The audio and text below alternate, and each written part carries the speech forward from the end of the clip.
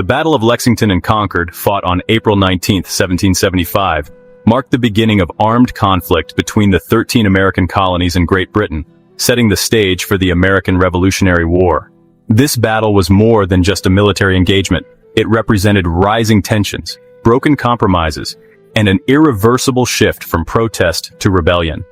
To understand the significance of this historic confrontation, one must first examine the political context of the 18th century colonial world, the military logistics of the British and colonial forces, and the key turning points of that fateful day, which had a profound impact on both American and British society. The battle's origins date back several years before 1775. Following the conclusion of the 7 Years' War in 1763, the British Crown faced massive debt and looked to its colonies to shoulder some of the financial burden. To generate revenue, the colonies were subjected to a series of acts, including the Sugar Act of 1764, the Stamp Act of 1765, and, later, the Townshend Acts of 1767. These acts sparked widespread resentment among the colonists, who saw them as a violation of their rights as Englishmen. The rallying cry of no taxation without representation spread throughout the colonies. Despite the eventual repeal of some of these measures, tensions remained high. The 1773 Tea Act, intended to save the British East India Company by allowing it to sell tea directly to the colonies at a lower price, resulted in the infamous Boston Tea Party, in which colonists dressed as Mohawk Indians dumped tea into Boston Harbor. The British responded quickly and harshly. In 1774, Parliament passed the Coercive Acts, known in the colonies as the Intolerable Acts, which included closing Boston Harbor and revoking Massachusetts' charter.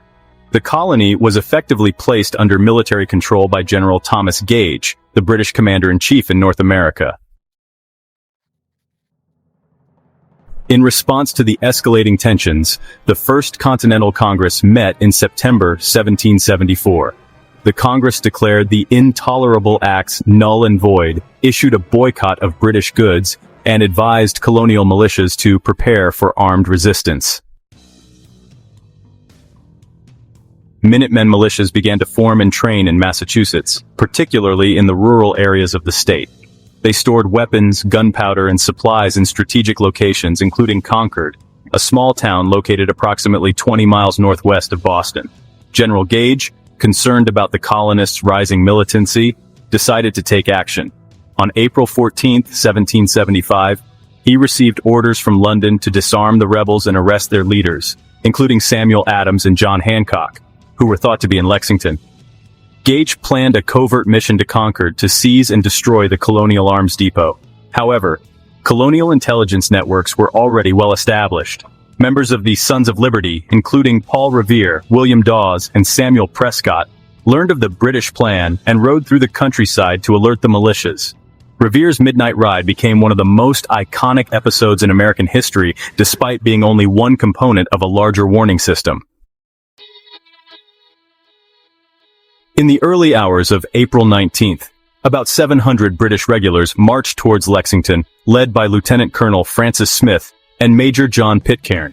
Their mission was clear: disarm the rebels, arrest their leaders, and destroy Concord's supplies. As the British approached Lexington, they came across a small group of about 70 militiamen on the town's common, led by Captain John Parker. The militiamen had gathered not to start a fight, but as a symbolic display of resistance. Parker is thought to have told his men, "Stand your ground. Do not fire unless you're fired upon. But if they intend to start a war, let it begin here." The tension between the two parties was palpable. As the sun rose and the British troops spread out, someone fired a shot. To this day, it is unclear who fired first. Some believe it was an accidental discharge, while others think it came from behind a fence or stone wall.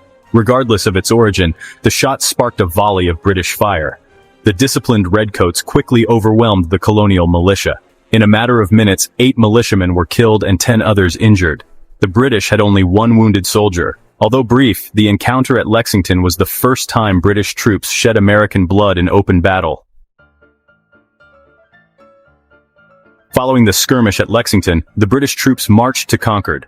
By the time they arrived, word of the attack had spread across the countryside. Militiamen from nearby towns began pouring in. In Concord, the British were able to locate and destroy a small supply of gun carriages and flour. However, much of the colonial arsenal had already been hidden or relocated due to prior warnings. The most significant action took place at North Bridge, just outside Concord. Several hundred militiamen, led by Major John Buttrick, confronted a British detachment guarding the bridge. Another shot was fired, this time by the British. The militiamen returned fire with a coordinated volley, killing 2 British soldiers and injuring several others. It was a startling reversal. The British, who had claimed a quick victory at Lexington, were now retreating under fire. The British column began its long march back to Boston, but the worst was still to come. The colonial militia, now numbering in the thousands, employed guerrilla tactics to harass and attack the retreating troops. The militiamen opened fire on the redcoats from behind stone walls, trees, and houses. The road from Concord to Boston became a death trap. British casualties rose as the militia launched a continuous assault through towns such as Lincoln, Menotomy, and Cambridge. By the time the exhausted British forces arrived in Charlestown, 73 people had died, 174 had been wounded, and 26 had gone missing. The Americans had 49 dead, 39 wounded, and 5 missing. Even though the British technically had the upper hand, the outcome was disastrous.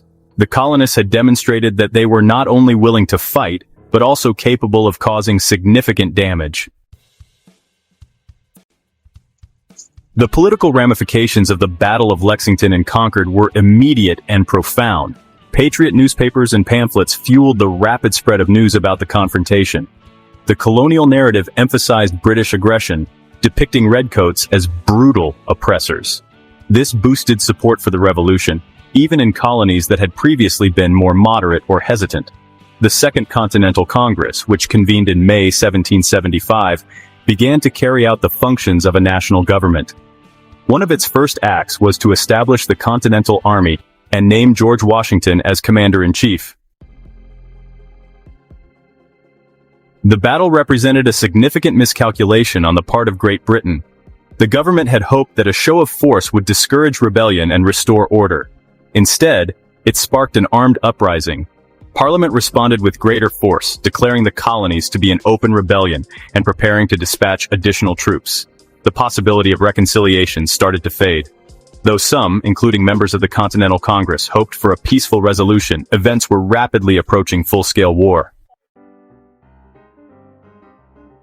The battle also altered the course of colonial resistance.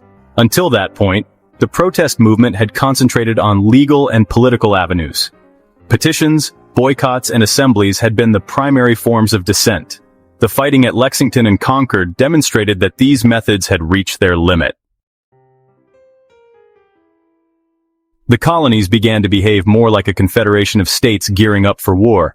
Militias were placed on high alert, fortifications were built, and loyalist voices were quieted.